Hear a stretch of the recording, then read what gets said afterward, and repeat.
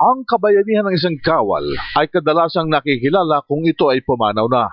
Ganito may tuturing ang naging sitwasyon ng yumaong si First Lieutenant Mike Norolia, 31 taong gulang, ang commanding officer ng Charlie Company, 4th Infantry Battalion ng Philippine Army, matapos na masawi ng tambangan ng mga rebeleng NPA sa Occidental Mindoro noong Linggo ng umaga.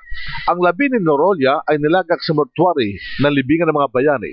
Si Norolia ay tubong Panabo, Davao del Norte, nagtapos sa PMA class noong 2009.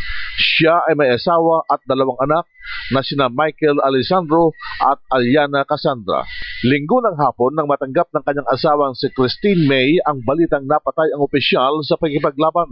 Mula sa Panabo, Davao del Norte ay agad na lumuwas to ng Maynila kasama ang biyanang babae at ang bayaw na panganay na kapatid ni Mike na dumating sa Burol Lunes ng gabi. Hindi na napigilang humagulgol ni Christine May nang makita ang asawa nitong nasa loob na ng kabaong. Nasambit pa ng ginang habang humahagulgol, "Wala ka nang ginawa kundi puro trabaho, trabaho. Paano na kami ngayon ng mga anak mo?" Ang nasabing opisyal, si Mike, ay pangalawa sa 5 magkakapatid. Sinabi ni Ahmad Norolia, ang panganay na kapatid ni Mike, na tanggap ng kanilang pamilya ang nangyari sa kanyang kapatid. Naalala pa nito na ang kanilang ama, na retiradong scout ranger umano, ang nagkumbensing pumasok sa PMA si Mike. Ang kapatid ko si Mike, sa 5 kami magkapatid na lalaki, yun ang pinakamabait at pinakamahinhin. Na yun pa naging sundalo. Oh. So, tanggap namin yung pagka matatag niya, matapang. Pero sayang, ganyan ang buhay. Si Kristo nga namatay.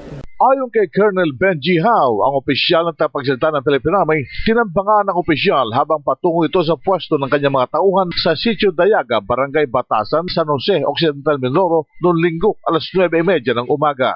Meron siyang mga nakadeployed na troops sa Mindoro, sa San Jose City, Occidental Mindoro, and he was inspecting the units. And while doing the inspection, na-engage sila at nagkaroon ng sniping, at natamaan nga si Lieutenant Norolia. Dumating sa Burol sina Defense Secretary Voltaire Gasmin at AFP Chief of Staff General Hernando Riveri at ang mga kaklase nito sa PMA at nakiramay sa mga naulilang kaanak ng opisyal. Tiniyak ni Riveri na nakasuporta ang AFP sa mga naulila ni Norolia. Pang-anim na pala siyang namatay sa kanilang klase.